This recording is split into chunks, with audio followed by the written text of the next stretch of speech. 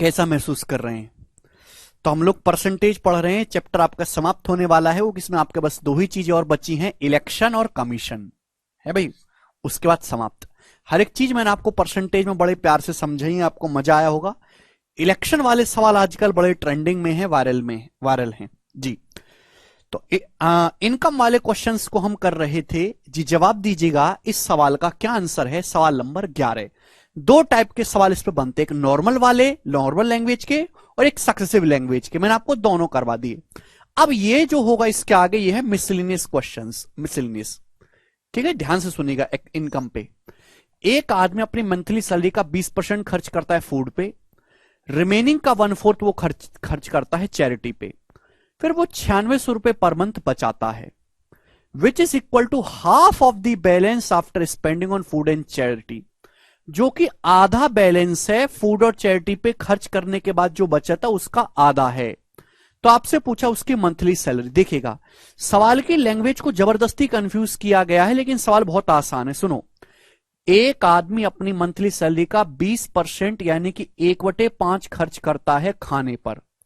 फिर मेरे दोस्तों रिमेनिंग शब्द आ गया, रिमेनिंग का 1/4 यानी कि 1/4 वो मेरे दोस्तों क्या कर रहा है, दान कर रहा है। अच्छा आदमी है वो, हर महीने 9600 रुपए की बचत करता है, जो भोजन और दान पर खर्च करने के बाद शेष बची राशि के आधे के बराबर है। इसका मतलब समझे कि आदमी ने खाने पर खर्च किया, आदमी ने दान किया, उसके बाद उसने 9600 रुपए की बचत करी। ये 9600 रुपए की जो बचत है, खाने पे और दान पे जो खर्च किया है ना, खर्च करने के बाद जो पैसा बचा है उसका आधा है। यानी कि खाने पे और दान पे खर्च करने के बाद उसके पास कितना पैसा बचा होगा, 9600 रुपए का दुगना बचा होगा उसके पास। उसके पास कितना बचा होगा, 9600 का दुगना बचा होगा, और उसमें आधी ही उसने बचत की मेरे दोस्तों। 9600 का दुगना पैसा बचा, क्लियर है? खाने पे और दान करने के बाद 9600 का दुगना उसके पास बचा है, लेकिन उसमें से बचत कितने की हुई है, केवल 9600 रुपए की ही बचत हुई है। तो भाई ये सक्सेसिव है। आप बोलोगे हाँ जी सर। 20% 1/5 खर्च कर दिया खाने पे, यानी कि 5 था तो 4 बचा, फिर रिमेनिंग का 1/4 दान कर दिया। 1/4 का मतलब 4 था, एक खर्च कर दिया 3। तो मेरे दोस्तों ओवरऑल निकालेंगे तो 4 से 4 कट गया, तो ये आ गया मेरे दोस्तों 5:3। यानी कि अगर उसके पास 5 इनकम थी, उसकी इनकम 5 थी, तो खाने पे खर्च करने के बाद और दान पे खर्च करने के बाद उसके पॉकेट में कितना बचा, 3 यूनिट बचा। जबकि बचा कितना है मेरे दोस्तों, बचा है 9600 रुपए का दुगना। 9600 का दुगना बचा है, जिसमें से उसने बचत 9600 की है, जो कि भोजन और दान पर खर्च करने के बाद शेष राशि के आधे के बराबर है। इस लैंग्वेज समझ में आ रही है? तो 3 की वैल्यू ये, बताओ कितने गुना। तो आप कहोगे सर ये 9600 आएगा, 3200 दूनी 6400 गुना। 3 ये 6400 गुना है, तो 5 की वैल्यू भी 6400 गुना होगी, यानी कि 32,000। 30,000 और 2,000, 32,000 रुपए सवाल का आंसर है, जो कि बी ऑप्शन। खत्म। डी ऑप्शन नहीं, सवाल का आंसर बी ऑप्शन होगा। बहुत ही बेसिक सवाल है मेरे प्यारे भाई, लैंग्वेज समझ पा रहे हैं? आगे चलेगा, करो यस। अब हम आगे चलते हैं। अगला टाइप आपके सामने आएगा। 30,000 नहीं है भैया, 32,000 आंसर है। सविता अपनी मंथली इनकम का 20% किराने के सामान पर खर्च करती है, रिमेनिंग का 15% किराए पर खर्च करती है, और बाकी का 60% बच्चों की शिक्षा पर खर्च करती है और अन्य पर खर्च करती है। वह हर महीने 9792 रुपए बचाती है हर महीने। तो आपसे पूछा उसने किराए पर कितना खर्च किया, उसने किराए पर कितना खर्च किया, ये सवाल है। देखिएगा ये सवाल भी रिमेनिंग वाला ही है, सक्सेसिव का ही सवाल है, लेकिन बच्चों इस सवाल में आदमी की इनकम नहीं पूछी। ये टाइप नंबर 3 है। टाइप 3, 2 टाइप के सवाल हम कर चुके हैं, टाइप 3 है ये।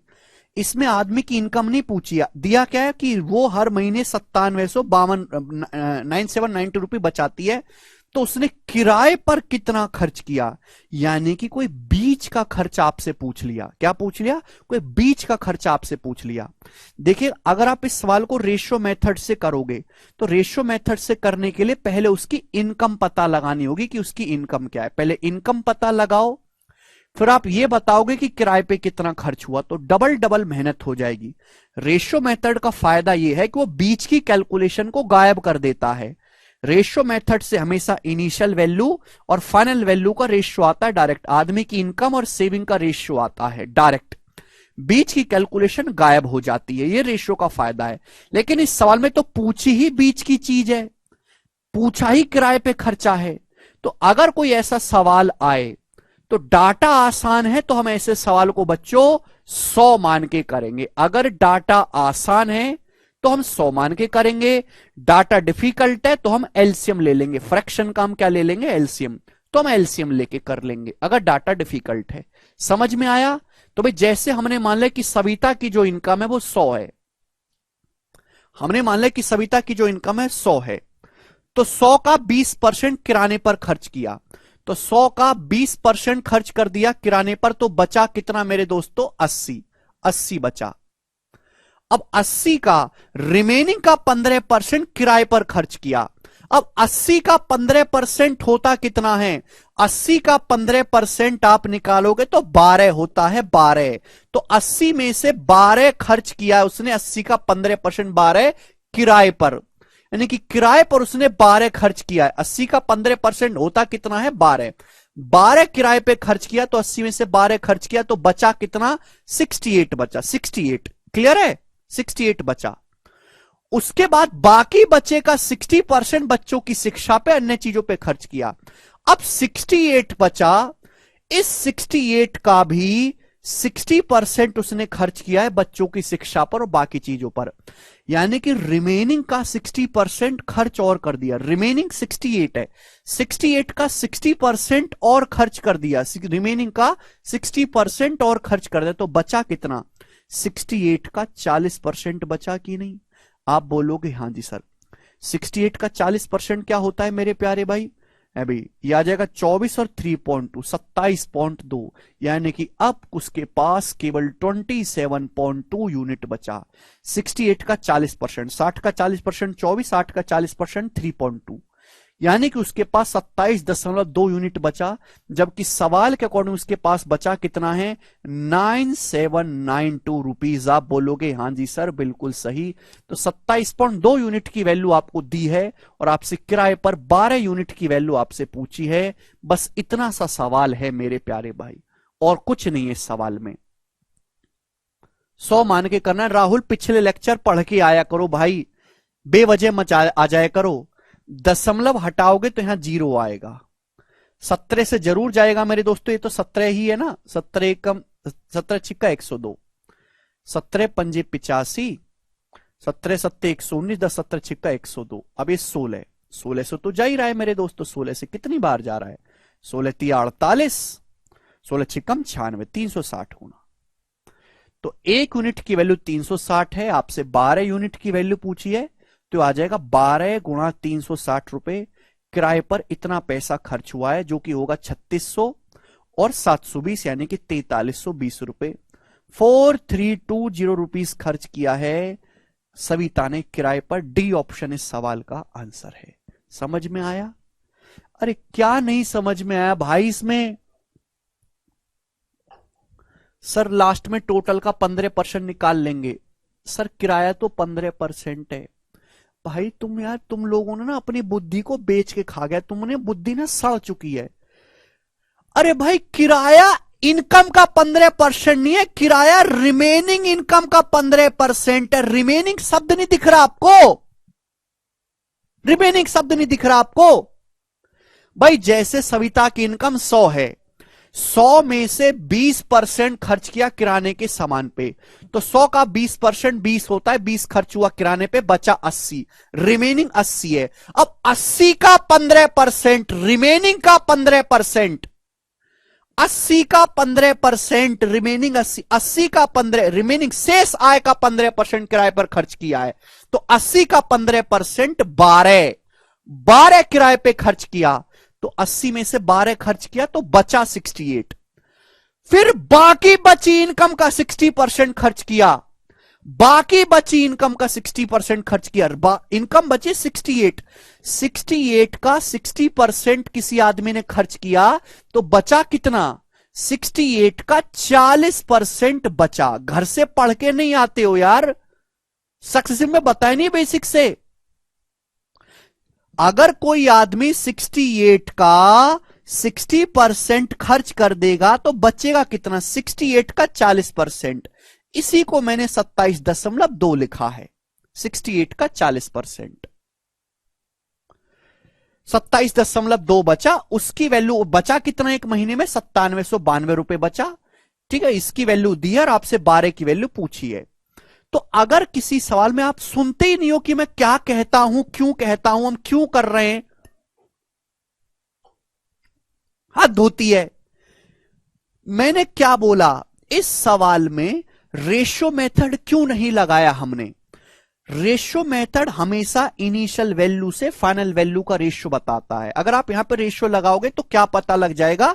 सविता की इनकम पता लग जाएगी। इनकम अगर आप रेशियो लगाओगे तो सविता की इनकम पता लगेगी, किराए का खर्चा पता नहीं लगेगा।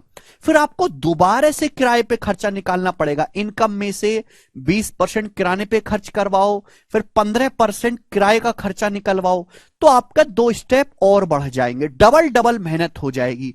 डबल डबल मेहनत ना हो, अगर कोई किसी सवाल में बीच की चीज को पूछा जाता है तो आप 100 मान के करिएगा। अगर बीच की कोई कैलकुलेशन पूछी है, सविता रेशो से कर हो जाएगा बिल्कुल, लेकिन रेशो से करने के लिए पहले सविता की इनकम निकालो कि उसकी इनकम कितनी है। इनकम के बाद किराने का खर्च अलग हटा दो, फिर जो बचा उस पे किराए का खर्च निकालो, तो मेहनत बढ़ जाएगी। इसलिए नहीं किया। एक सवाल और लेते हैं। कम से कम घर से पढ़ के आया करो भाई यार, हद होती है किसी चीज की। सवाल नंबर 13 देखिएगा।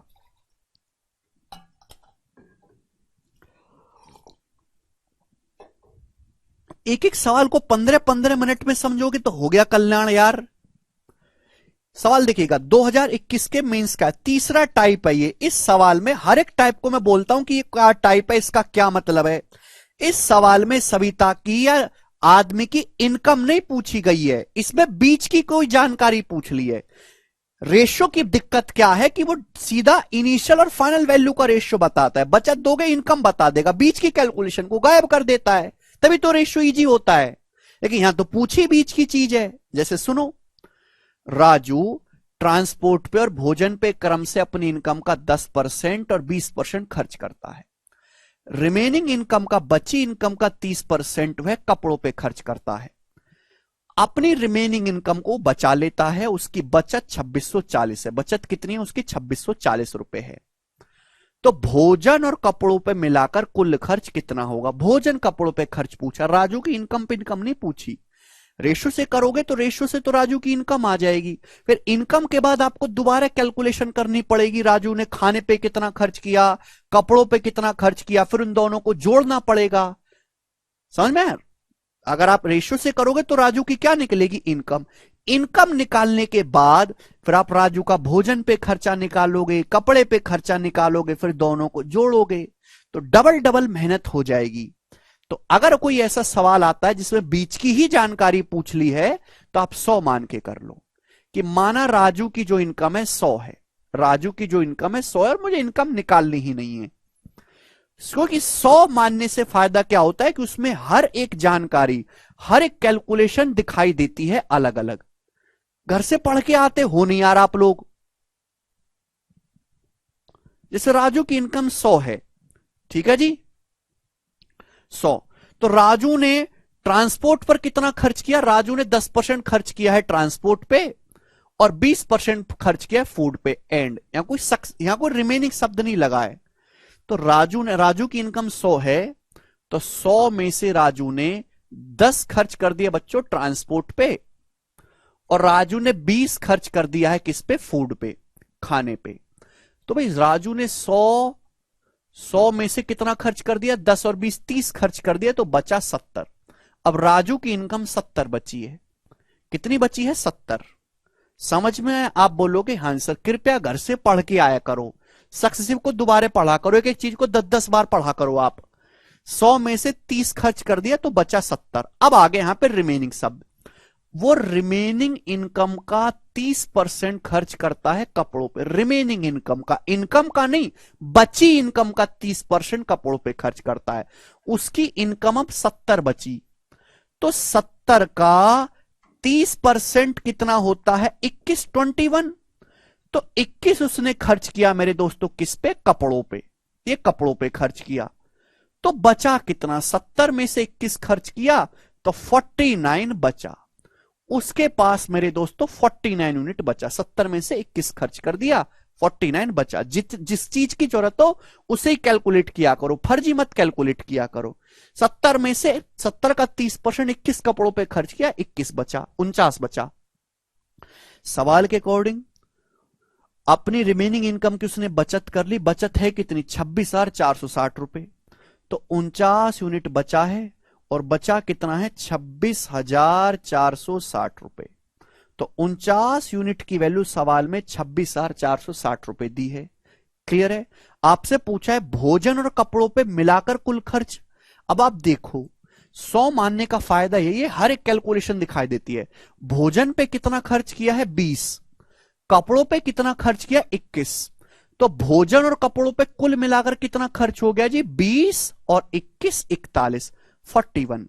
और आपसे 41 यूनिट की वैल्यू पूछी है, तो मेरे को इनकम निकालने की जरूरत पड़ी? नहीं पड़ी। इनकम निकालने की जरूरत मुझे पड़ी ही नहीं। समय इनकम की कोई जरूरत ही नहीं। भाई खाने पे कितना खर्च है? 20, कपड़ों पे 21। खाने कपड़े पे टोटल खर्च कितना हो गया? 41। 41 की वैल्यू पूछी आपसे। यूनिट जीटी मैच कर सकते हैं यहां से, वो दो ऑप्शन का मैच होगा। देखिए भाई 49 से कितने गुना है? 49, 50 सत्ते जो है पंजे जाएगा मेरे दोस्तों, 49 पंजे 245। तो बचेगा कितना? 19। 49 चौका 196, 540 गुना है। तो 41 की वैल्यू भी आपका 540 गुना होगी, यानी कि एंड में 4 आएगा, और 540 होता है 9, 9 का मल्टीपल आएगा। ये दोनों आंसर तो है नहीं, 2 2 4 4 8 1 9, 2 3 5 4 9, ये 9 का मल्टीपल नहीं, ये आंसर है। 22,140 रुपए खत्म।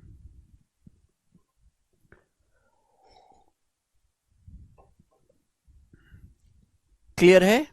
समझ में आया?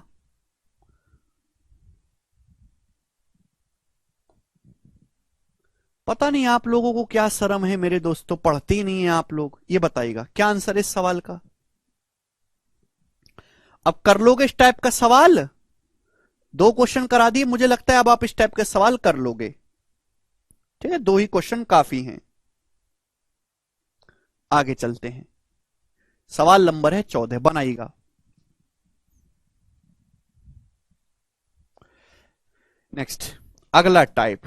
ठीक है जी, अगला टाइप है मिसलिनियस। अब यहां से जितने भी सवाल है वो मिसलिनियस लैंग्वेज के हैं। इनका कोई टाइप नहीं है, कोई मां बाप नहीं है इनका। ठीक है, बस ये सवाल हैं जी। Sudha decided to donate 12% of her monthly income to an orphanage. Sudha ने अपनी मंथली इनकम का 12% किसी अनाथालय को दान करने का फैसला किया। दान के दिन उसने अपना फैसला बदल लिया और 4800 रुपए की राशि जो है दान करी। 4800 रुपए की, जो उसके द्वारा दान की गई राशि का 80% थी, which was equal to 80% of what she had decided earlier.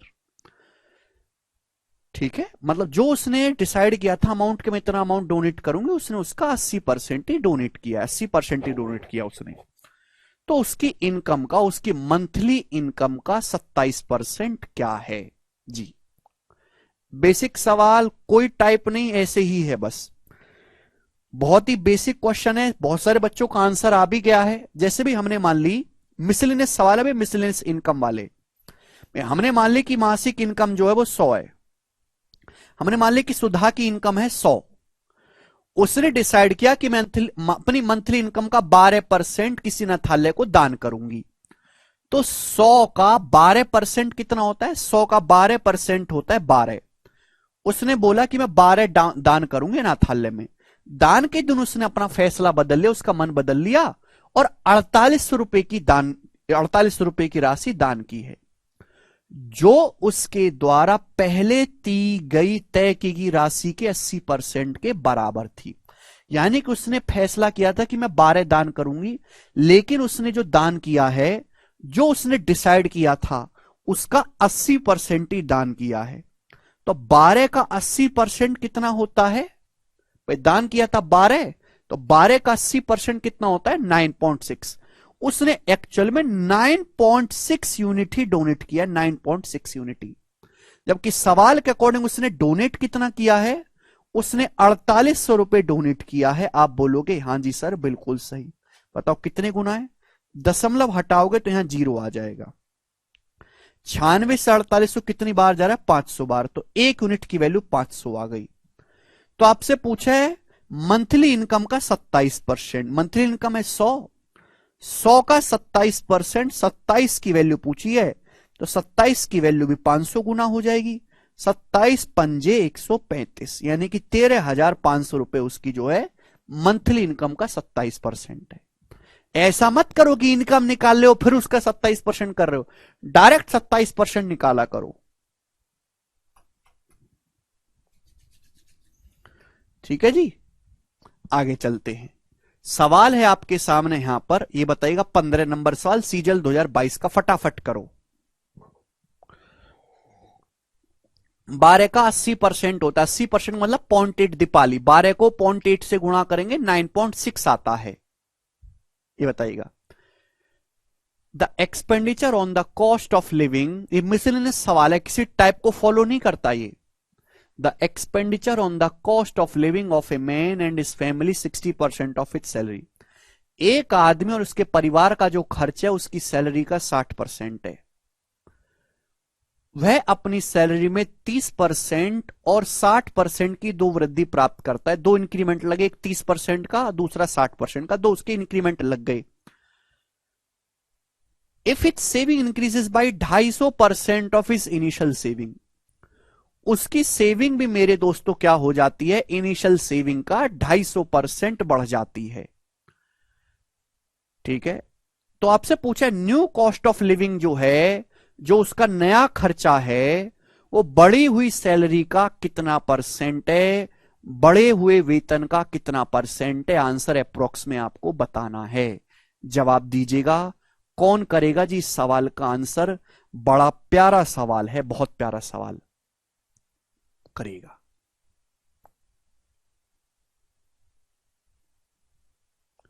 बिल्कुल बेसिक सवाल। जैसे समझिएगा मेरे दोस्तों, ये समझिएगा, मैंने मान लिया कि एक आदमी की जो इनकम है वो 100 है। मैंने मान लिया कि एक आदमी की जो इनकम है 100 रुपए है। डाटा बहुत आसान है, 100 मान के करूंगा। एक आदमी की इनकम 100 रुपए है, तो 100 में से खर्च कितना कर रहा है? 60। 100 में से 60 रुपए वो खर्च कर रहा है, तो उसकी बचत कितनी है? 40। आपको तो बचत पे ध्यान देना है ना, बचत बढ़ी है। 100 में से मेरे प्यारे भाई एक आदमी 60 रुपए खर्चा कर रहा है। उस आदमी का और उसके परिवार का जो खर्चा है वो इनकम का 60% है। 100 में से 60 खर्च कर रहा है, तो बचत कितनी है? 40। 40 की वो बचत कर रहा है। अब हुआ क्या? उसकी सैलरी 30% बढ़ी। भाई सैलरी को 30% बढ़ाओगे तो कितनी हो जाएगी? 130। सैलरी हो गई 130, 130 हो गई। अब फिर उसकी सैलरी 60% बढ़ी, तो सक्सेसिव है मेरे दोस्तों, सक्सेसिव है मेरे प्यारे भाई कि भाई पहले सैलरी 30% बढ़ी, फिर 60% बढ़ी। पुरानी सैलरी नहीं बढ़ती, बढ़ने के बाद जो सैलरी होती है वही बढ़ती है। पुरानी सैलरी नहीं बढ़ती, बढ़ने के बाद जो सैलरी होती है वो बढ़ती है। सैलरी 100 थी, 100 को 30% बढ़ा, 130 हुई। अब 130 का 60% क्या होता है? 130 का 60% होता है 13×78, 78। तो 130 में 78 और जोड़ूंगा 208। अब उसकी सैलरी 208 हो गई। ये सक्सेसिव चेंज है। 30 और 60 का सक्सेसिव होता है 108%। तो 100 से 108 बढ़ गई, 208 हो गई। ठीक है जी, आप बोलोगे हां जी सर बिल्कुल सही, कोई प्रॉब्लम नहीं। अब उसकी बचत, उसकी प्रारंभिक बचत के 250% से बढ़ जाती। उसकी बचत क्या होती है? उसकी बचत इनिशियल बचत का 250% बढ़ जाती है। भाई उसकी नई इनकम है, ये आदमी की क्या है? नई इनकम है। नई इनकम आदमी की 208 है नई इनकम। उसकी जो बचत है इनिशियल बचत का 250% बढ़ जाते, 250%। तो आप मुझे बताओ 40 को 250% बढ़ाओगे तो कितना हो जाएगा? 40 का 250% होता है, 250% का मतलब होता है ढाई। 40 का 250% होता है 100। तो उसकी बचत अगर 40 थी, 40 को 250% 100 होता है 100। 100 बढ़ाओगे तो अब उसकी बचत हो गई 140। उसकी जो नई बचत है वो 140 है। समझ में आपसे बोला हां जी सर समझ आया। तो बोला ये है कि उसका जो नया खर्चा है वो बढ़े हुए सैलरी का कितना परसेंट है। ये चीज पूछिए कि जो नया खर्चा है वो बढ़ी सैलरी का कितना परसेंट है। भाई आदमी की सैलरी बढ़कर कितनी हो चुकी है? 208 रुपए। आदमी की सैलरी बढ़कर 208 रुपए हो चुकी है। उस 208 में से आदमी 140 की बचत कर रहा है। तो वो आदमी खर्चा कितना कर रहा है? जवाब दीजिएगा। उसका नया खर्चा कितना है? 208 में से 140 की अगर कोई आदमी बचत करता है तो माइनस करेंगे 68। 68 मेरे प्यारे भाई उस आदमी का खर्चा है। आप बोलोगे हां जी सर बिल्कुल सही, कोई प्रॉब्लम नहीं है। तो भाई आदमी की नई इनकम है 208। 208 में से 140 वो बचत कर रहा है। तो खर्चा कितना है? 208 में से 140 माइनस करेंगे 68। ये तो पूछा है कि नया जो खर्चा है वो बढ़ी सैलरी का कितना परसेंट है। सैलरी बढ़ के 208 हो गई। 208 का 68 कितना परसेंट है? तो परसेंटेज कैलकुलेट करना है तो इंटू 100% कर देते हैं। आप ऑप्शन से भी चेक कर सकते हैं, ऑप्शंस काफी दूर दूर हैं। ऑप्शंस काफी दूर दूर हैं। ध्यान सुनेगा। 208 का कितना परसेंट है? 68। अगर मैं 208 का आंसर 30% के नजदीक है, 208 का 40% निकालूंगा तो वो आएगा 80, यानी कि आंसर 40% से तो कम है। 208 का अगर मैं 30% निकालूंगा, 30% तो आएगा मेरे दोस्तों, 3 से गुणा होगी ना, 62.4। यानी कि आंसर ये तो 68 है, 30% से ज्यादा है। ये भी नहीं होगा। ये 32.7 है, 36.6 है। ये 35 से कम है, ये 35 से ज्यादा है। तो मुझे ये देखना है कि 35% से कम होगा या 35% से ज्यादा होगा। भाई जैसे अगर मैं 208 को 200 भी मान लेता हूं, अगर मैं 208 को 200 भी मान लू, 200, अगर मैं 200 का ही 35% निकालूं तो 70 हो जाता है, 70। 200 का ही 35%, ये तो फिर भी 208 है। तो अगर मैं इसका 35% निकालूंगा तो 68 से ज्यादा चला जाएगा। यानी कि 35% तो है नहीं, 35% से कम ही आंसर आएगा, वो ए ऑप्शन होगा, 32.7। आप इतना भी सोच सकते हैं कि 208, 208 है मेरे दोस्तों, 208। 208 का लगभग एक तिहाई है, आधा तो 104 होता है, लगभग एक तिहाई है। कितना है भाई? 3 × 8 = 18 और 2 3 × 9 = 27, 69। 208 का एक तिहाई है, लगभग 69 यानी 68 है। यानी कि लगभग लगभग 1/3 है। 1/3 मतलब 33.33% के नजदीक आएगा। एक ही ऑप्शन है, 33.33% के नजदीक ही आ गया। जो नहीं समझ पाते वो गधों की तरह कर लो भैया, मैं इससे ज्यादा नहीं समझा सकता। 100 से गुणा करो, परसेंटेज का साइन लगाओ और कैलकुलेशन करो, कैलकुलेशन करके ये आंसर आएगा। बट ये करना नहीं है, ऐसे आपको करना है। ठीक है जी, आगे चलते 1/3 चेक कर सकते हैं। अगला सवाल, सवाल नंबर है 16। जवाब दीजिएगा इसका क्या आंसर है। फटाफट करो, जल्दी से बनाइए। बिल्कुल से काट भी सकते हैं मोहम्मद 4 से।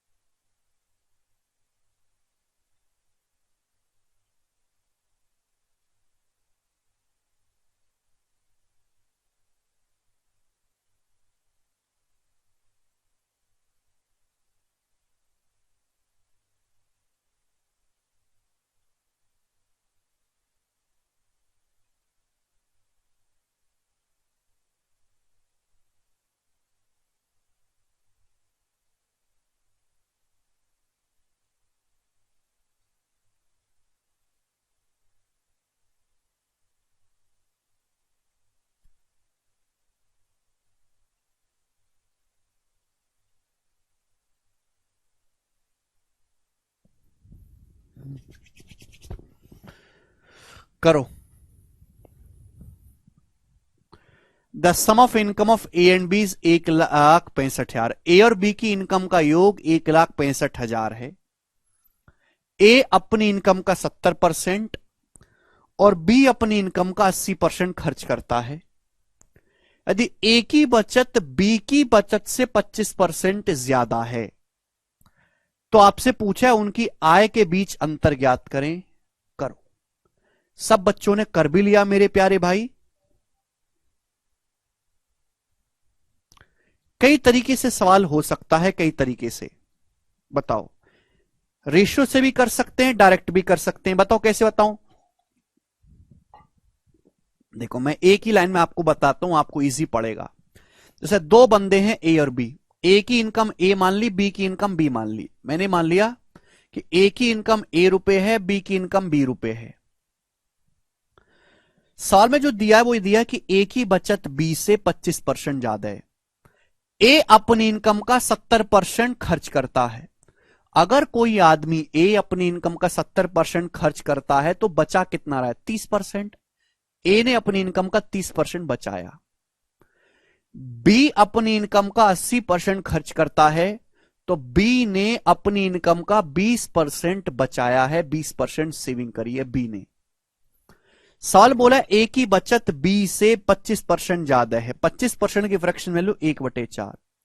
ए की बचत बी से 25% ज्यादा है तो भाई ये ए की बचत है, बी की बचत है। तो ए की जो बचत है वो बी से 25% ज्यादा है। 25% मतलब 1/4 ज्यादा है।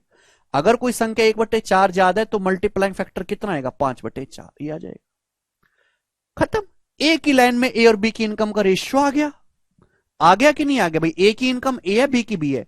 ए 70% खर्च कर रहा है तो ये बचत कितनी कर रहा है? 30%। ए की बचत है, ये बी की बचत है। अब ए की जो बचत है बी की बचत से 25% ज्यादा है। 25% ज्यादा होने का मतलब मल्टीप्लाइंग फैक्टर 5/4 से गुणा।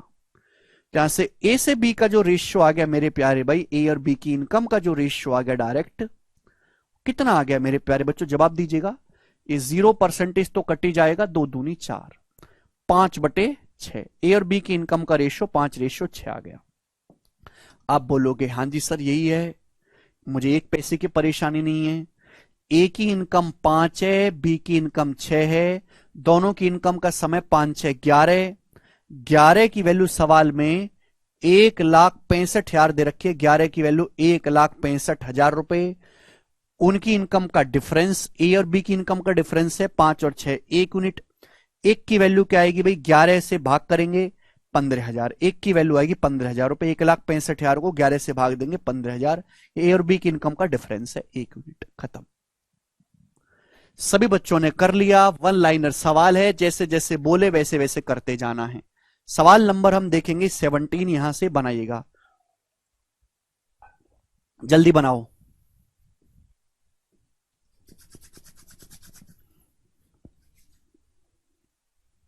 जी।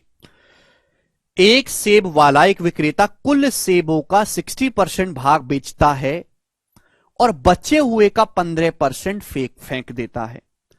अगले दिन वह बचे हुए भाग का 50% हिस्सा बेचता है और बाकी सेबों को फेंक देता है। विक्रेता द्वारा फेंके गए सेबों का परसेंट ज्ञात करें कि विक्रेता ने कुल कितने परसेंट सेब फेंके हैं। ये सारे मिसलेनियस सवाल हैं, किसी टाइप के सवाल नहीं है। ठीक है, ज्यादातर ऐसे सवाल आसान डाटा है तो 100 मान के करते हैं। जैसे भी एक फल विक्रेता के पास सेब हैं, 100 सेब हैं। जैसे मान लिया कि एक विक्रेता के पास 100 सेब हैं तो 100 में से 60% उसने बेच दिए। 100 का 60% 60, 60 उसने सेब बेच दिए तो बचे कितने? 40। 100 में से 60 बेच दिए तो बचे 40। अब 40 का बचे सेबों का 15% फेंक दिए।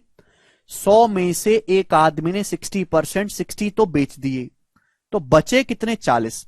40 का 15% कितना होता है? 6। तो 6 सेब उसने फेंक दिए। 100 में से 6 सेब फेंक दिए। क्लियर है? तो बचे कितने? अब 34। 34 बचे यार। 100 में से अगर किसी आदमी ने 60 सेब बेच दिए तो 40 बचे हैं। 40 का 15% 6 होता है, 6 फेंक दिए उसने, तो बचे 40 माइनस 6, 34 सेब बचे। अब 34, उसके पास 34 सेब बचे। आप बोलोगे हाँ जी सर। अब अगले दिन क्या करा, बचे का 25%, बचे सेबों का, सॉरी 50% बेच दिया, है ना। अगले दिन बचे हुए भाग का 50% बेच दिया। तो 34 का 50% क्या होता है, 17। 17 सेब उसने बेच दिए। तो भाई 34 में से 17 बेच दिए, तो फेंके कितने, 17 ही फेंके होंगे, बाकी उसने फेंके। क्लियर है। आप बोलोगे हाँ जी सर।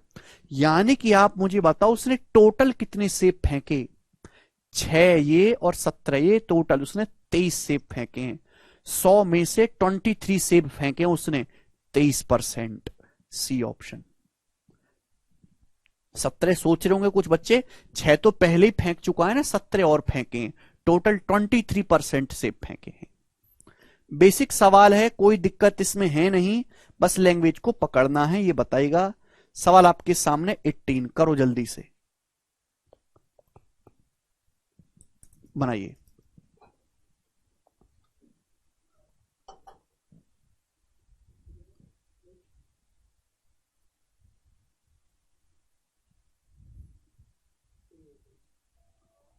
क्या हुआ, कौन सा नोटिफिकेशन।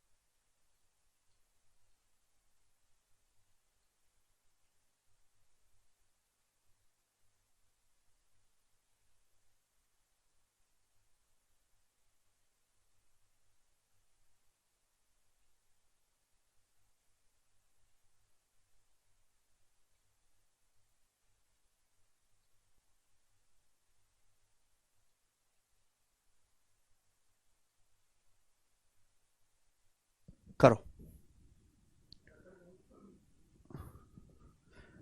हाँ जी बताइएगा, करिए जी, क्या आंसर है। बहुत बढ़िया सवाल है, प्यारा सवाल है, कौन करेगा देखेंगे। एक व्यक्ति अपनी वेतन का 30% अपने दोस्त को देता है, रिमेनिंग का 40% वो चिट फंड में निवेश करता है। चिट फंड बेटा, लक्ष्मी चिट फंड है, 21 दिन में पैसा डबल। रिमेनिंग इनकम में से वह एक बीमा और पीपीएफ में 4-3 के रेशियो में निवेश करता है। चिट फंड और बीमा में निवेश की गई कुल राशि दोस्त को और दोस्त को दी गई राशि का अंतर 19,800 रुपए है। उस व्यक्ति का वेतन बताइएगा। देखिएगा, जब भी ऐसा सवाल आए तो हम एक्स मान के तो नहीं करते हैं मेरे प्यारे भाई, रेशियो पेशियो का खेल है नहीं कि रेशियो का मतलब इनिशियल और फाइनल होता है, बीच का मतलब नहीं।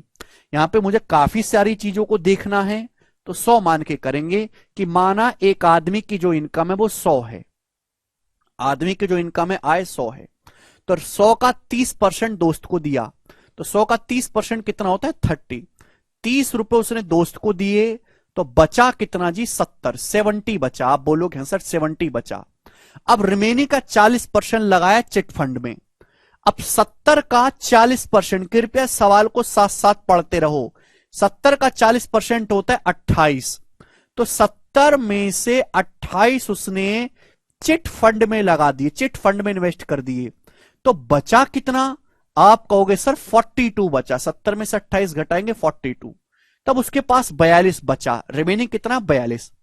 अब रिमेनिंग उसने लगाया है, रिमेनिंग पैसा शेष इनकम उसने लगाई है बीमा योजना में और पीपीएफ में 4-3 के रेशियो में निवेश किया। बाकी जो पैसा बचा वो उसने पीपीएफ में लगाया और बीमा में 4-3 के रेशियो में। उसके पास पैसा बचा कितना 42। इस 42 को उसने लगाया पीपीएफ में, बीमा में और पीपीएफ में।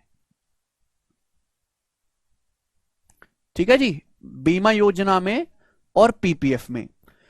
तो 42 को 4:3 में इन्वेस्ट किया है, तो 42 को 4:3 में ब्रेक करेंगे, कैसे आएगा बताओ? ब्रेक करना आता है? आपके पास 42 रुपए हैं, 42 रुपए को 4:3 के रेशियो में इन्वेस्ट करना है बीमा में और पीपीएफ में। तो कैसे इन्वेस्ट करोगे भाई? टोटल तो 4 और 3 7 होना चाहिए ना, 7, जबकि ये तो 42 है, यानी कि 6 गुना।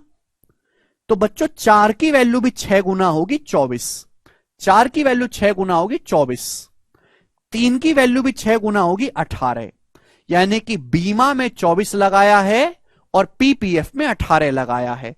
42 को 4:3 में ब्रेक करेंगे तो 24 और 18 आएगा। बीमा में 24 इन्वेस्ट करा है और पीपीएफ में 18। अब इसके बाद फाइनल लाइन है, 100 मान के नहीं करोगे तो होगा नहीं सवाल, कि आपको चीज अलग अलग नहीं दिखाई देंगी। सवाल में बोला है चिटफंड और बीमा योजना में निवेश की गई कुल राशि, चिटफंड और बीमा योजना में निवेश की गई कुल राशि। भाई चिटफंड में कितनी राशि निवेश की गई? 28, और बीमा में 24, और दोस्त को दी गई राशि का डिफरेंस 19,800 रुपए है। तो चिटफंड और बीमा में टोटल कितनी राशि निवेश की गई है? चिटफंड में 28, बीमा में 24, 28 प्लस 24 यानी कि 52, 52। चिटफंड और बीमा में कुल मिलाकर 28 प्लस 24 52 इन्वेस्ट किए गए हैं। और अपने दोस्त को जो अमाउंट दिया, दोस्त को कितना अमाउंट दिया है? दोस्त को अमाउंट दिया है 30, दोस्त को अमाउंट दिया 30। इनका जो डिफरेंस है, इनका डिफरेंस है कितना? 22, इनका डिफरेंस 22 है। इसी 22 की वैल्यू सवाल में 19,800 रुपए दे रखी है। आप बोलोगे सर जी कितने गुना? 22 निम्मा 198, 900 गुना, ये 900 टाइम्स है 900 गुना। तो आपसे पूछा है मेरे प्यारे भाई, आदमी की इनकम 100, 100 की वैल्यू भी 900 गुना होगी, 100 में 900 से गुना करेंगे तो 90,000 रुपए आदमी की इनकम है। और यही सवाल का आंसर है, बी ऑप्शन।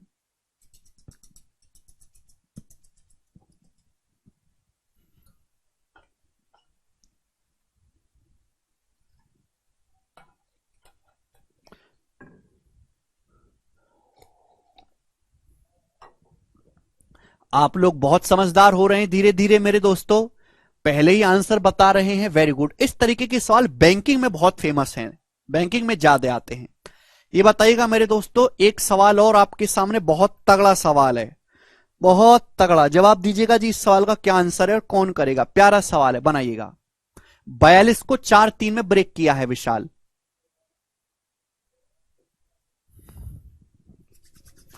19वां क्वेश्चन करिए जल्दी से।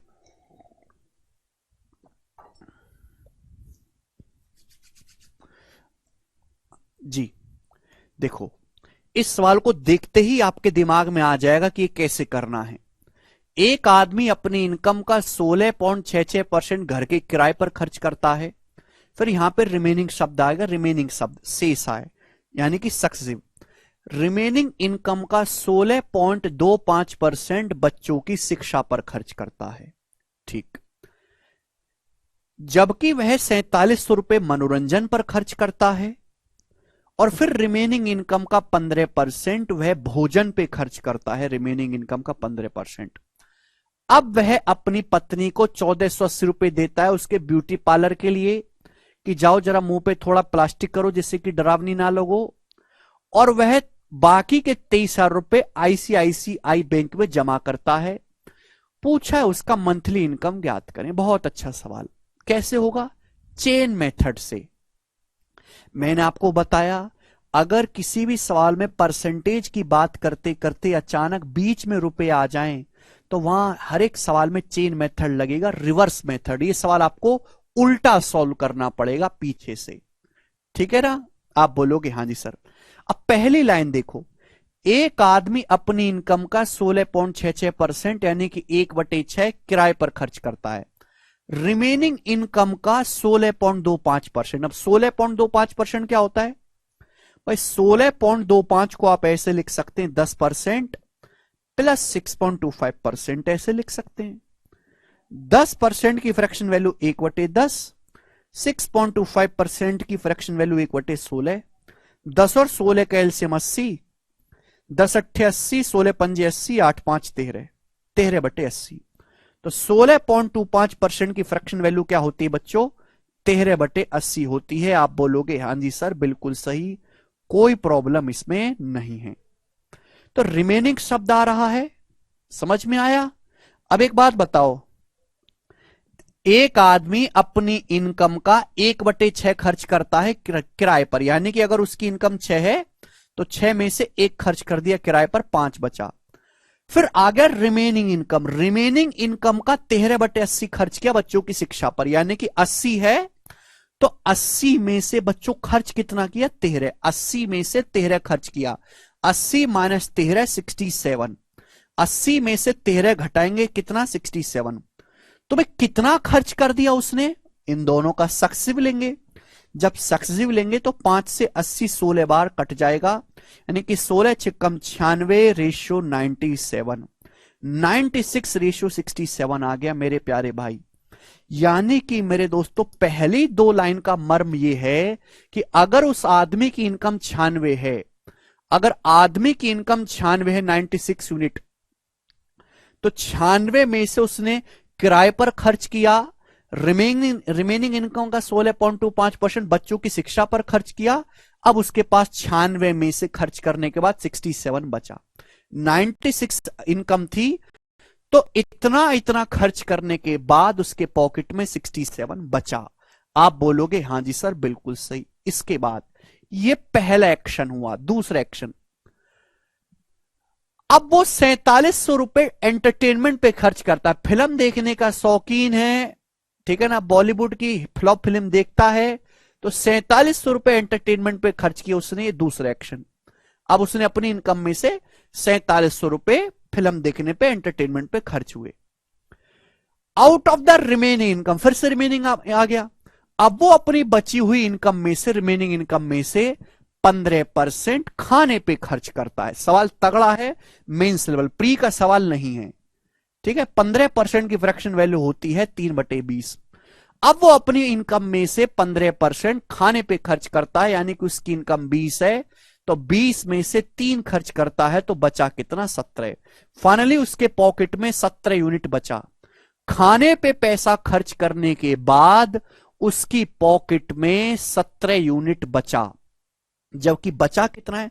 खाने पे खर्च करने के बाद उसकी पॉकेट में 1480 रुपए थे जो वाइफ को दिए और 23,000 थे जो बैंक में जमा कराए, यानी कि 23,000 रुपए में 1480 रुपए ऐड कर लो तो ये आएगा मेरे दोस्तों 24,480 रुपए। 24,480 रुपए बचे होंगे उसके पॉकेट में खाने पे पैसा खर्च करने के बाद, जिसमें से 1480 रुपए थोड़ा क्रीम प्रीम को दी अपनी वाइफ को और बाकी का 23,000 रुपए जमा कराया उसने बैंक में। आप बोलोगे हां जी सर, एलसीएम लेके शिवानी। यही बेसिक है चंदन, पिछली शीट में जाके पढ़ो, मैंने आपको चेन मेथड समझाया है, 2 सवाल करवाए हैं आधे घंटे तक।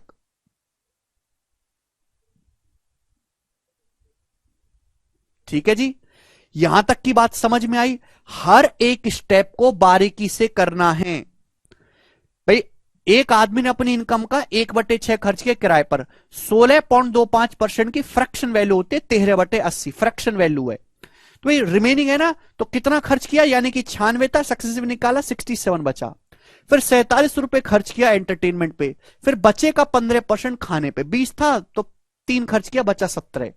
खाने पे खर्च करने के बाद 1480 वाइफ को दिए, 1480, 23,000 बैंक में जमा करे, तो बचा कितना है? 23,000 में 1480 जोड़ेंगे 24,480। तो 17 यूनिट की वैल्यू 24,480 दी है और आपको रिवर्स करते ही जाना है। बताओ कितने गुना है?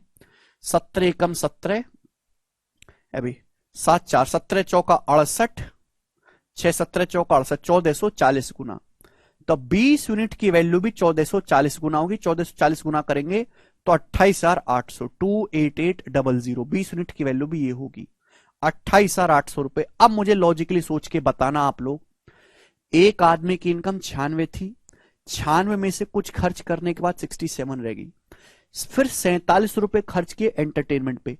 4700 रुपए खर्च करने के बाद एक आदमी की इनकम 28,800 है, तो यहां इनकम कितनी रही होगी भाई? 28,800 से 4700 रुपए ज्यादा रही होगी। आप बोलोगे हाँ जी सर, यानी कि डबल जीरो। 8 7 15 का 5 हाथ से लेकर 8 1 9 4 13 का 3, 33,500 रुपए।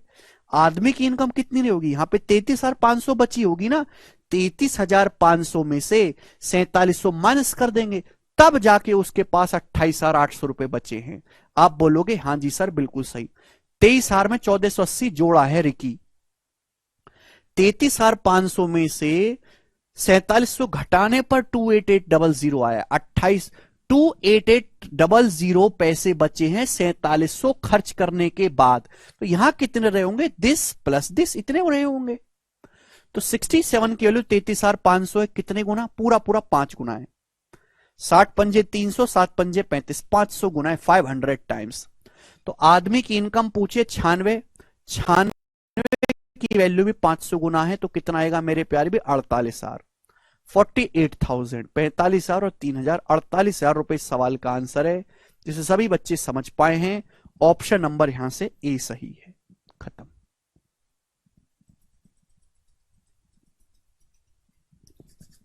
सवाल बहुत तगड़ा है। जिस बच्चे ने पिछला पढ़ा है वही समझ पाएगा, जिसने नहीं पढ़ा है वो नहीं समझ पाएगा जी।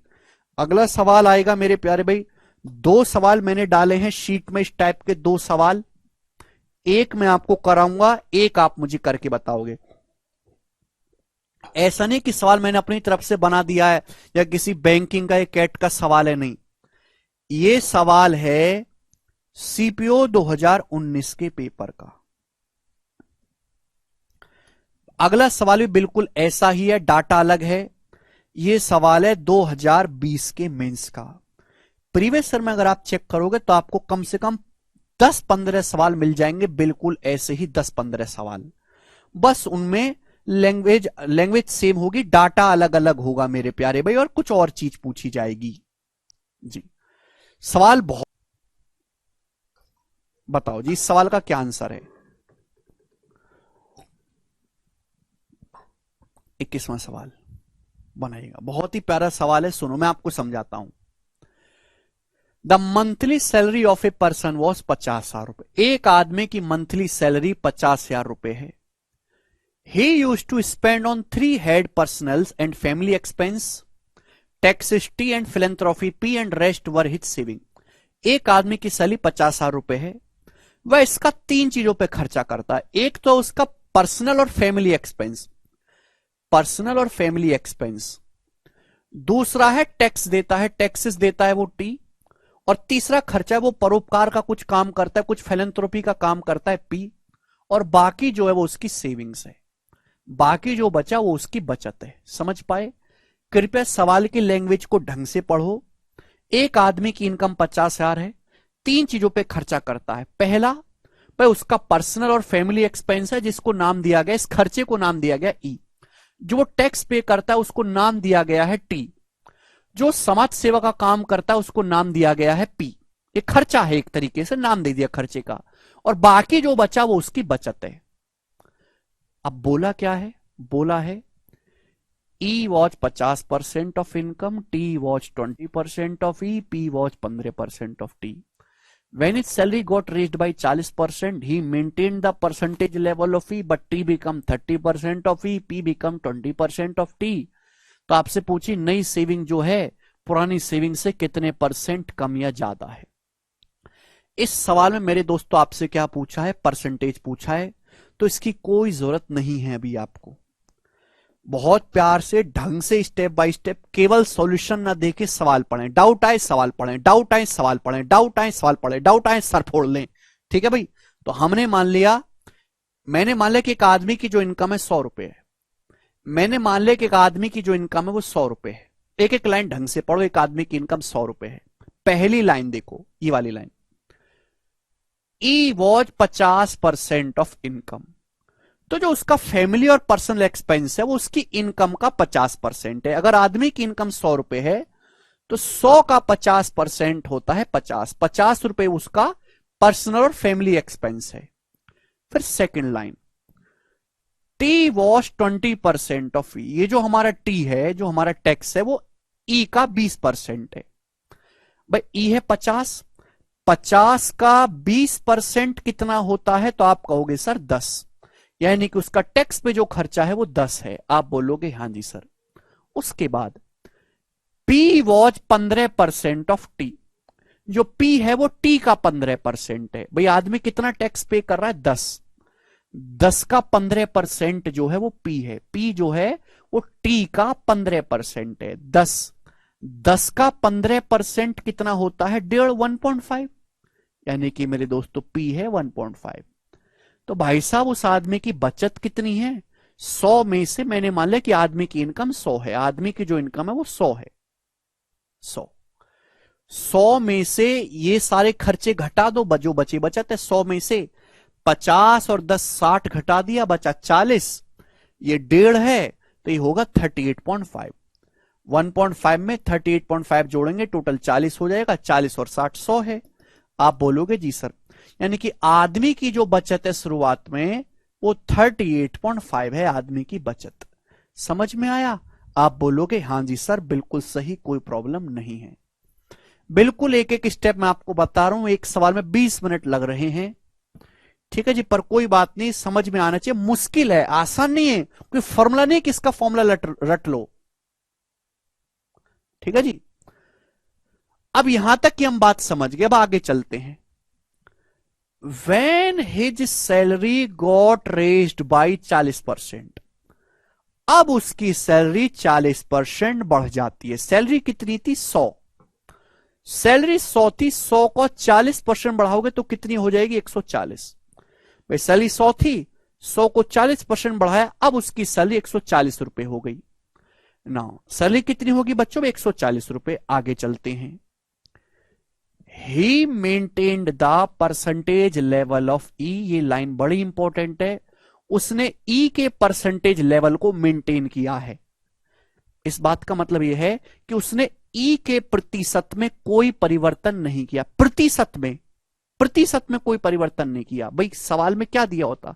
सवाल में दिया हुआ था कि ई जो है वो इनकम का 50% है। ई जो है उसका जो फैमिली और पर्सनल एक्सपेंस है, जो उसका निजी खर्चा है, पारिवारिक खर्चा है, वो उसकी इनकम का 50% है। भाई उसकी इनकम 100 से बढ़ के 140 हो गई, लेकिन उसने ई के परसेंटेज लेवल को मेंटेन किया है। पहले इनकम का 50% खर्च कर रहा था ई, आज भी इनकम का 50% खर्च कर रहा है ई। समझ में आया? यानी कि जितना परसेंटेज पहले था आज भी उतना ही है। आज उसकी इनकम 140 हो गई, तो अभी भी अपनी इनकम का 50% खर्च करता है वो फैमिली और पर्सनल एक्सपेंस पे। तो 140 का 50% यानी कि आधा कितना होता है? 70। तो 70 रुपए खर्च करता है ई फैमिली एक्सपेंस पे। आप बोलोगे हाँ जी sir. But T became 30% of E.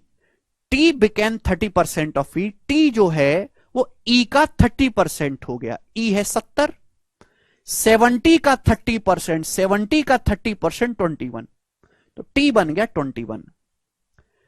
And P became 20% of T. P जो है वो टी का 20% हो गया। पी टी का 20% हो गया। टी क्या है? 21। भाई टी क्या है? 21। 21 का 20% क्या होता है? 21 दूनी 42, 4.2। तो पी बन गया मेरे दोस्तों 4.2। आप बोलोगे हाँ जी सर, बिल्कुल सही। तो आप मुझे बताओ अब आदमी की सेविंग कितनी है? सेविंग निकाल लीजिए। सेविंग भाई टोटल 140 में से सारा खर्चा माइनस कर देंगे, सेविंग आ जाएगी। ये 70 है तो ये भी 70 आना चाहिए। अब 21 और 4 25.2 है तो कितना आएगा मेरे प्यारे भाई? ये आएगा 45.8, 44.8, 44.8 आएगा। 140 में से इन तीनों को माइनस करेंगे, यही आएगा। मैंने कैसे जल्दी माइनस किया? 70 ये है तो ये भी 70 बनना चाहिए। 21 4 25 है, इसको छोड़ देते हैं। 25 और 44 69, 69 में 0.2 और 0.8 जोड़ेंगे 1 हो जाएगा। 69 1 70, ये आ गया 44.8। बोला है उसकी नई बचत पिछली बचत से कितने % ज्यादा या कम है? तो उसकी जो नई बचत है वो 44.8 है। वो पिछली बचत से ज्यादा है कि कम है? तो आप कहोगे सर ज्यादा है, तो लेस वाला तो आंसर हो ही नहीं सकता, ये आंसर तो पॉसिबल ही नहीं है। इन दोनों में से एक आंसर, उसकी जो नई बचत है वो पिछली बचत से ज्यादा है। कितना ज्यादा है? तो आप कहोगे सर 8 में से 5 गया 3 और 14 में से 8 गया 6, 6.3 ज्यादा है, 6.3 ज्यादा है। इन दोनों में से कोई एक आंसर है। मैं एग्जैक्ट कैलकुलेशन नहीं करूंगा भाई, एक आंसर 10% से कम है, एक 10% से ज्यादा है। So I will check it will 10% less और मोर। भाई 38.5 का, अगर 38.5 का 10% में निकाला जाए, 10%, 38.5 का अगर 10% में निकाला जाए, 10% इज इजी वैल्यू 3.85 होता है। ये तो 6.3 बढ़ी है, यानी कि आंसर जो है 10% से ज्यादा होगा। ये उत्तर नहीं होगा, ये वाला होगा, डी। अभी कर रहे हैं बस। समझ में आया? बोलो।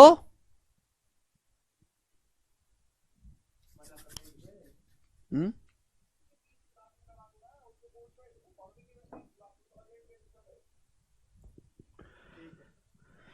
ठीक है भाई, समझ में आया आप लोगों को? सर मैं कर्नाटक से हूं, थोड़ी इंग्लिश में बताओ। शरद भाई मैं यूपी से हूं, इंग्लिश में कैसे बताऊं?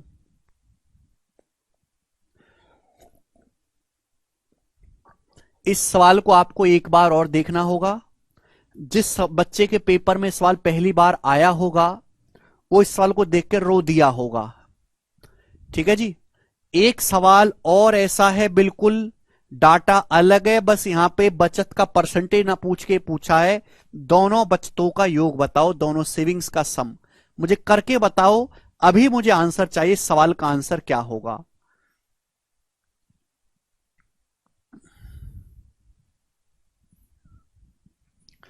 100% की वैल्यू होती है, 10% की वैल्यू निकालने का मतलब 10 से भाग देना, 10 से भाग देने का मतलब पॉइंट लगाना।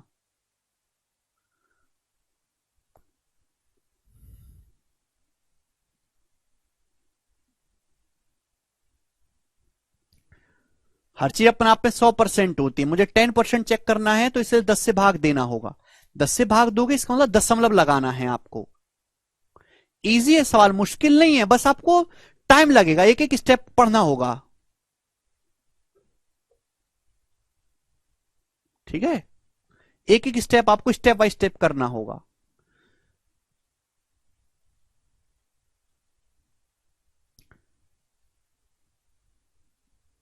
सर सॉल्यूशन के लिए एक ही मेथड बेस्ट है या फिर सभी मेथड से आना चाहिए? नहीं रजत, एक ही मेथड सबसे स्मार्ट मेथड आना चाहिए। हाँ, ये क्वेश्चन फर्स्ट राउंड में सॉल्व करने वाला नहीं है, पेपर आपको 2 राउंड में सॉल्व करना है। ये जो है फर्स्ट राउंड में सॉल्व करने वाला सवाल नहीं है। ठीक है जी।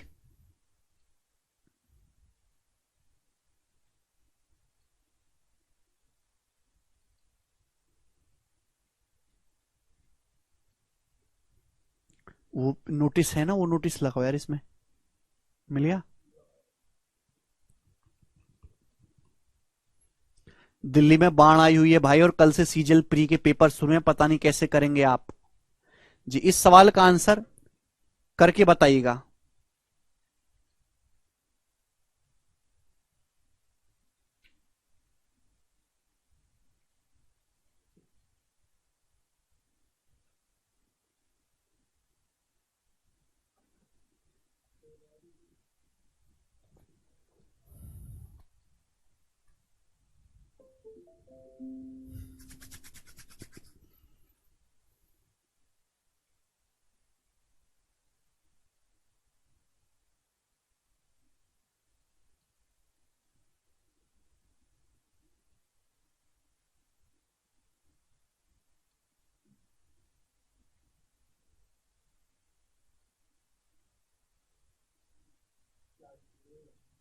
हैं?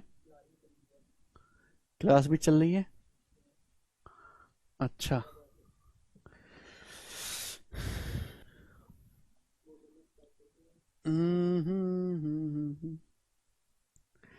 दिखेगा भाई? ये दिखाई देगा उसमें? सही दिखेगा ना? इतना ही है।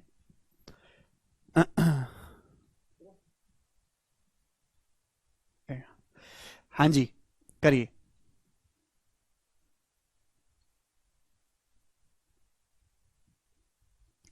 देखो भाई, कल से आपके एसएससी सीजीएल टीयर 1 के पेपर शुरू हैं, लेकिन बारिश जो है बहुत तेज पड़ रही है और कई जगह बाढ़ भी आ चुके हैं इंडिया में। दिल्ली में ही देखो तो यमुना जो है मतलब खतरे के लेवल से बहुत ऊपर बह रही है। कश्मीरी गेट है भाई, ये आपका आजादपुर, पूरा लाल किला डूब गया है। तो मैं ये कहना चाहता हूं, अभी एसएससी की वेबसाइट पर नोटिस भी आया है, uploading of revise admit card for CGL 2023 tier 1।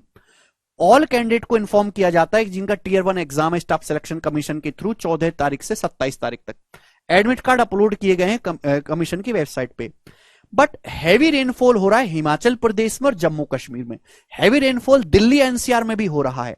तो एग्जाम डेट जो है कुछ कैंडिडेट की रिवाइज की गई है, उनके रिवाइज एडमिट कार्ड जो वो अपलोड हो जाएंगे वेबसाइट में। मतलब पेपर आपका होगा, लेकिन इन दोनों स्टेट के जो हैं एडमिट कार्ड जो बारिश की वजह से जो है एग्जाम जो इन दोनों स्टेट में बच्चे वो बाद में लिए जाएंगे और एडमिट कार्ड भी उनके बाद में अपलोड होंगे वेबसाइट पे, ठीक है ना।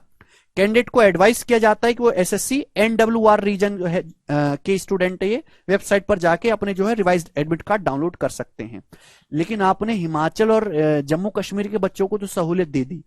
जिनका सेंटर दिल्ली की तरफ पड़ा है, नोएडा की तरफ, यमुना पार जो है उधर है ना, उधर जितने भी लड़के हैं नोएडा की तरफ, तो जो भी वो उधर जो फार्म हाउस वाला जो इलाका वो पूरी तरीके से एकदम डूब चुका है, एकदम डूब चित, इतना इतना पानी उसमें भरा हुआ है। आप न्यूज चैनल पे अगर विजुअल्स देखेंगे तो बहुत ही डेंजरस विजुअल्स हैं। तो जिन बच्चों का पेपर नोएडा में, ग्रेटर नोएडा में, कश्मीरी गेट, आजादपुर, इस तरफ मॉडल टाउन है ना, आईटीओ, इस तरफ होना है, तो अभी एक बार जाके चेक कर लो कि क्या सुबह सुबह तुम सेंटर पे पहुंच भी पाओगे कि नहीं, कि कोई ट्रांसपोर्ट की सुविधा मिल भी पाएगी कि नहीं, कि रिक्शा विक्शा पहुंच नहीं पाएंगे, कि गाड़ियां ही जब डूब गई हैं तो रिक्शा वगैरह कैसे चलेगा। तो अभी चेक कर लो। हो सकता है थोड़ी देर में शाम को पानी का लेवल कम हो जाए। अगर पानी का लेवल कम नहीं होता है तो हो सकता है एसएससी की वेबसाइट पे एक और नोटिस आए कि भाई इनका एग्जाम भी जो है पोस्टपोन किया जा रहा है। तो ये तो हो गया है पोस्टपोन, लेकिन दिल्ली के भी कुछ रीजन जो हैं वो बहुत ही भयानक स्थिति में हैं, ठीक है। तो मेरी तो एसएससी से गुजारिश है कि अगर किसी बच्चे का पेपर अगर छूट जाता है ना पहुंच पाने की वजह से, बारिश की वजह से, तो भाई नेचर की है भैया, नेचर रुक रहा है थोड़ा सा हम पे, तो उन बच्चों का पेपर दोबारा ले लिया जाए, ठीक है। हालांकि आप एक दिन पहले जाके चेक कर लो, आपको पता है कि आपका सेंटर कहां गया, एडमिट कार्ड आ चुका है, तो जाके एक दिन पहले चेक कर लो कि पहुंच भी पाओगे कि नहीं। चलिए,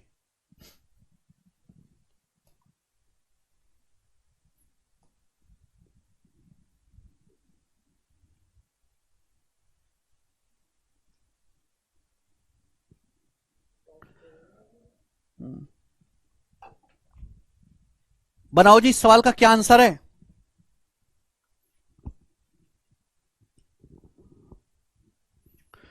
आंसर ही नहीं बताते तुम लोग, पागल हो। करना बाद में बताने, इस सवाल का आंसर ही बताएंगे। अगला क्वेश्चन, सवाल नंबर है 23। जी भाई, इस सवाल का आंसर कौन करेगा, फटाफट बताइएगा। बहुत ही बेसिक सवाल, जबरदस्त question. Expenditure on wheat of a family is 28.5% less than rice and expenditure on rice is 12.5% less than pulse। देखिएगा, तीन चीजें हैं, गेहूं, चावल और दाल। व्हीट, राइस और पल्स, गेहूं, चावल और दाल। सवाल में बोला है कि एक फैमिली का गेहूं पे जो खर्च है वो चावल से 28.56% कम है। Expenditure on wheat of a family 28.56% less than rice. अब 28.56% की फ्रैक्शन वैल्यू क्या होती है, 2/7। 14.28% 1/7 होता है, 2/7।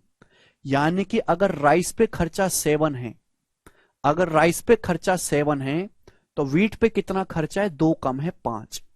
ये खर्चों का रेशियो है मेरे दोस्तों, खर्चे का।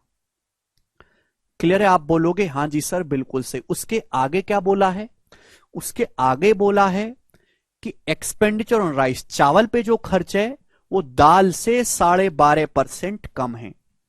चावल पे जो खर्च है वो दाल से 12.5% कम है। 12.5% की फ्रैक्शन वैल्यू क्या होती है, 1/8।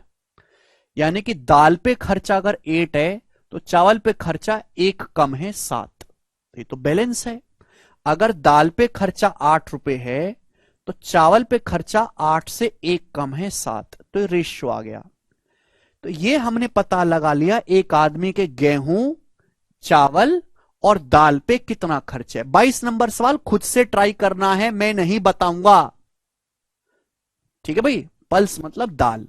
तो एक आदमी का गेहूं, चावल और दाल पे जो खर्च है वो 5-7-8 के रेशियो में है। ये मैंने पहली लाइन से पता लगाया। एक बार फिर से बताते हैं। गेहूं पे जो खर्च है वो कितना है भैया, चावल से 28.56% कम है। 28.56% की फ्रैक्शन वैल्यू होती है 2/7। यानी कि आप चावल पे अगर 7 रुपए खर्च कर रहे हो तो गेहूं पे 2 कम 5 खर्च कर रहे हैं। उसके बाद फिर चावल पे जो खर्च है वो दाल से 12.5% कम है। 12.5% की फ्रैक्शन वैल्यू 1/8, यानी कि दाल पे अगर 8 रुपए खर्च कर रहे हैं तो चावल पे 8 से 1 कम 7 रुपए खर्च कर रहे हैं। यहां तक हर एक बच्चे को समझ में आ गया। आगे चलते हैं। अब असली कहानी इसके आगे की है। बोला है if expenditure on wheat, rice and pulse are increased by 9.5%, 17.5% and 12.5% respectively. सवाल में यह बोला गया है कि आदमी का गेहूं पे खर्च 9.5% बढ़ गया, गेहूं पे खर्च 9.5% बढ़ गया जी। चावल पे खर्च 17.5% बढ़ गया, 17.5%। और आदमी का दाल पे खर्च 12.5% बढ़ गया। और टोटल खर्च आदमी का, टोटल एक्सपेंडिचर 540 रुपए बढ़ गया। तो आपसे पूछा है कि उस फैमिली की टोटल इनकम क्या है, पूरे परिवार की टोटल इनकम क्या है अगर फैमिली खर्चे के अलावा 500 रुपए की बचत करती है। देखिए इनकम बाद में निकालना, मुझे इस सवाल में निकालना है कि आदमी का खर्चा कितना है। एक बात बताओ, इस सवाल में साफ साफ ये दिया हुआ है कि आदमी का टोटल खर्चा 540 रुपए बढ़ गया। आदमी का टोटल खर्चा, एक फैमिली जो है गेहूं पे, चावल पे और दाल पे जो खर्चा करती है वो इस अनुपात में करती है, 5-7-8 के रेशियो में गेहूं, चावल और दाल पे एक फैमिली खर्चा करती है। गेहूं पे खर्चा 9.5% बढ़ गया, चावल पे खर्चा 17.5% बढ़ गया, दाल पे खर्चा 12.5% बढ़ गया, जबकि कुल खर्चा फैमिली का 540 रुपए बढ़ा। अगर आप इस सवाल में यह पता लगा लो कि फैमिली का ओवरऑल खर्चा कितने परसेंट बढ़ा तो सवाल इजीली सॉल्व हो जाएगा कि नहीं हो जाएगा। आप बोलोगे हां जी सर होगा, कि मुझे रुपीस में यही दिया हुआ है कि फैमिली का खर्चा कितना बढ़ा। आप ये पता लगा लो कि फैमिली का ओवरऑल खर्चा कितने परसेंट बढ़ा तो कर लोगे कि नहीं। वो कैसे निकालेंगे बच्चों, डेविएशन से। डेविएशन से लेके लेगा कि नहीं भाई। डेविएशन कहां लगता है, जहां प्लस। भाई आपको गेहूं पे खर्चा दिया है, चावल पे खर्चा दिया है, दाल पे खर्चा दिया है, तीनों पे खर्चा कुल मिलाकर कितना परसेंट बढ़ा, तीनों पे खर्चा कुल मिलाकर कितना परसेंट बढ़ा, बीच में प्लस का साइन है मेरे प्यारे भाई।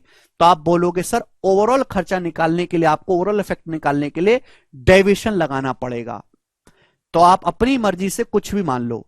भाई मैंने मान लिया कि फैमिली का ओवरऑल खर्चा 9.5% बढ़ा है, 9.5 ही मान लिया मैंने। फैमिली का ओवरऑल खर्चा कितना बढ़ा है, 9.5% बढ़ा है। तो 9.5 से कंपेयर करेंगे, यहां तो कोई दिक्कत नहीं। ये तो जीरो है मेरे दोस्तों, यहां पे डिफरेंस चेक करेंगे जीरो का। ये 9.5 से 17.5 कितना ज्यादा है, 8% ज्यादा है। तो चावल पर 7 रुपए का 8%, 7 रुपए का 8%, 7 8 56, 56 खर्चा बढ़ गया। दाल पे कितना खर्चा बढ़ा है, 12.5। भाई 9.5 से 12.5 कितना ज्यादा है, 3% ज्यादा है, 3%। तो दाल 8 का 3, 8 का 3% कितना होता है, 24। तो दाल पे खर्च कितना बढ़ा है मेरे दोस्तों, 24%। 8 दिया 24। आप बोलोगे हां जी सर बिल्कुल सही, कोई परेशानी नहीं है। तो ये मेरे दोस्तों डेविएशन आया है। इसे सभी लोगों में बांट देंगे, सभी खर्चा 5, 7, 12, 8, 20, 20 में बांट देंगे। आप बोलोगे हां जी सर। तो 56 + 24 80, 80 को 20 से भाग देंगे 4, 9.5 में 4 जोड़ेंगे 13.5%। तो फैमिली का ओवरऑल खर्चा 13.5% बढ़ा है। ये मैंने डेविएशन से पता लगा लिया। आप बोलोगे हां जी सर बहुत अच्छा पता लगाया है आपने। तो फैमिली का जो ओवरऑल खर्चा है वो 13.5% बढ़ा मेरे प्यारे भी, 13.5%। जबकि फैमिली का ओवरऑल खर्चा बढ़ा कितना है, जवाब दीजिएगा। फैमिली का ओवरऑल खर्चा बढ़ा कितना है, 540 रुपए। फैमिली का खर्चा 540 रुपए बढ़ा है। आप बोलोगे हां जी सर।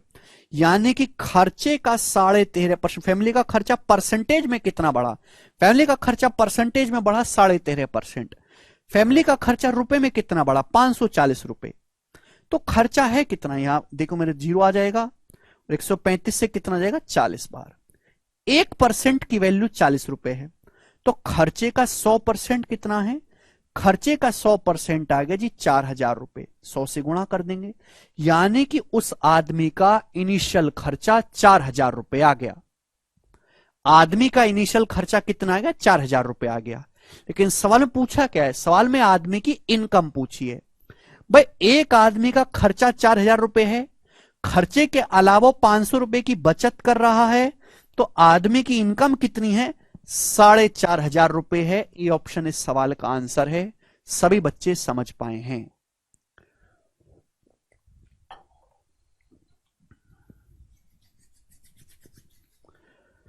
तो भाई अगर ऐसा कोई सवाल आता है तो आप पहले ओवरऑल चेंज निकालो कि ओवरऑल कितना चेंज आया। भाई ओवरऑल खर्चा कितना बढ़ा 13.5%, खर्चा बढ़ा कितना है 540 रुपए, इसको बराबर कर देंगे।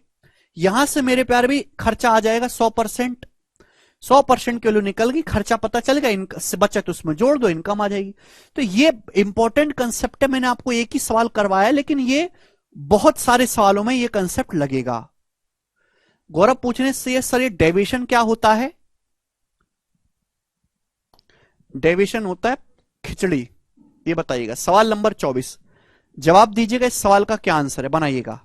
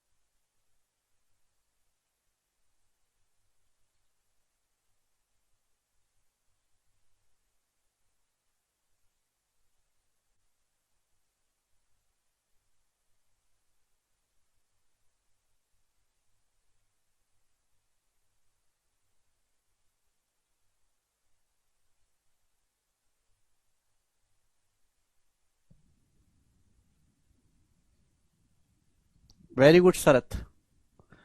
शरत कह रहे हैं सर मैं बीए स्टूडेंट हूं बट आपकी अप्रोच एक ही बार में समझ आ रहा है, थैंक यू, वेरी गुड शरत। और एक कुछ बालक ऐसे हैं जो अपने बीए होने का ही रोना होते रहते हैं। जी बहुत बढ़िया सवाल है, देखते हैं कितने बालक इस सवाल को कर पाएंगे। इस सवाल की लैंग्वेज बहुत ही कंफ्यूजिंग है, लैंग्वेज का खेल है, सवाल इजी है। आईआईएम में 60% स्टूडेंट लड़के हैं, बाकी लड़कियां हैं। तो आईआईएम में 60% स्टूडेंट विद बॉयज हैं, बाकी गर्ल्स हैं। 60% की फ्रैक्शन वैल्यू क्या होती है, 60% की फ्रैक्शन वैल्यू होती है 3/5, यानी कि आईआईएम में अगर टोटल 5 स्टूडेंट है, अगर आईआईएम में टोटल 5 स्टूडेंट है तो 5 में से 3 लड़के हैं, 3 बॉयज हैं और 2 गर्ल्स हैं। ये बॉयज गर्ल्स का रेशियो है। 15% लड़के और 7.5% लड़कियों की पूरी फीस माफ हो जाती है, मतलब उनकी फुल वी वेवर है, पूरी फीस उनकी फुल वी वेवर सीट है, पूरी फीस माफ। If number of those getting full favour is 90, total 90 student की फीस माफ हुई है, टोटल 90 स्टूडेंट ऐसे हैं जिनकी पूरी फीस माफ हुई है। Okay, find total number of student getting 50% concession. उन विद्यार्थियों की संख्या बताओ जिन्हें फीस में 50% की छूट मिलती है। If it is given that, यदि यह जानकारी दी है 50% of those not getting full fee waiver, मतलब वो स्टूडेंट जिनकी पूरी फीस माफ नहीं हुई उनका 50% आधी फीस माफी के योग्य हैं, are eligible to get half fee concession. सवाल की लैंग्वेज समझना ही अपने आप में एक मुश्किल टास्क है, लेकिन लैंग्वेज समझ गए तो आप कर पाओगे। भाई एक आईएम का स्कूल है, उसमें बॉयज गर्ल्स का रेशियो 3:2 है। 15% लड़कों की पूरी फीस माफ हो जाती है, 7.5% लड़कियों की पूरी फीस माफ हो जाती है। तो आप मुझे बताइए कितने परसेंट स्टूडेंट ऐसे हैं ओवरऑल पूरे स्कूल में, पूरे कॉलेज में कितने परसेंट स्टूडेंट ऐसे हैं जिनकी पूरी फीस माफ हुई है, बताइएगा। तो डेविएशन से कर सकते हैं, डेविएशन की जरूरत नहीं, वेटेड एवरेज से हो जाएगा। डाटा बहुत आसान है, तो आप कहोगे सर 15 तिया 45 और 2 गुणा 7.5 15, 15 तिया 45 और 7.5 दूनी 15, 45 और 15 60% आउट ऑफ टोटल। टोटल कितने स्टूडेंट है? 3 और 2 5, 60/5 यानी कि 12%। यानी कि पूरे स्कूल में ओवरऑल 12% विद्यार्थी ऐसे हैं जिनकी पूरी फीस माफ हो गई, वो हमने निकाले वेटेड एवरेज से। समझ में आया? 15, 3 लड़कों का 15% 45, 2 लड़कियों का 7.5% 15, 45 15 60 हो गया, 60 को टोटल स्टूडेंट 5 से भाग दे देंगे, 12%। 12% स्टूडेंट की पूरी फीस माफ है। सवाल के अकॉर्डिंग 90 स्टूडेंट ऐसे हैं जिनकी पूरी फीस माफ हुई है, 12% की वैल्यू ही 90 है। सवाल में लेकिन पूछा क्या? सवाल में पूछा है उन विद्यार्थियों की संख्या बताओ जिन्हें फीस में 50% छूट मिलती है। जानकारी ये दी है जिन्हें, यदि यह दिया गया है जिन्हें पूरी फीस छूट नहीं मिलती है। बताओ 100% टोटल स्टूडेंट है, 100% में से 12% की पूरी फीस माफ, फुल फीस माफ, उनकी फुल फीस माफ। तो बाकी के 88% स्टूडेंट ऐसे हैं जिनकी पूरी फीस माफ नहीं हुई है। बाकी के 88% ऐसे हैं जिनकी पूरी फीस माफ नहीं हुई है। इन 88% का भी, इस 88% का 50% स्टूडेंट, 88 का 50% स्टूडेंट जो हैं आधी फीस माफ के लायक हैं। 88 का 50% कितना होता है? 1/2।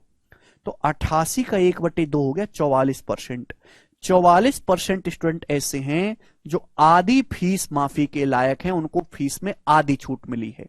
मतलब जिन स्टूडेंट की पूरी फीस माफ नहीं हुई उसके 50% स्टूडेंट ऐसे हैं जिनकी आधी फीस माफ हुई है। तो आधी फीस कितने की माफ हुई है? 88% का आधा, 44 स्टूडेंट की। 12% की वैल्यू 90 है, 44% की वैल्यू पूछी है, दोनों में क्या कॉमन है? 4। तो भाई यहां 3 से भाग दे दो, दोनों तरफ 3 से भाग दे दो तो 4 आएगा, यहां 3 से भाग देंगे 30 आएगा। 4 से 44 11 गुना है, 30 से 11 गुना है 330। वैसे भी आप 11 का मल्टीपल चेक कर सकते थे, 11 का मल्टीपल एक ही ऑप्शन है, वो ये है, यही उत्तर आ जाएगा। 330 स्टूडेंट इसका आंसर है। मुझे लगता है कि आपको ये टाइप अच्छी तरीके से समझ में आया और इसी के साथ ये समाप्त, ये टाइप समाप्त। कल हम इलेक्शन और कमीशन वाले सवाल करेंगे, फिर चैप्टर ओवर। बाय।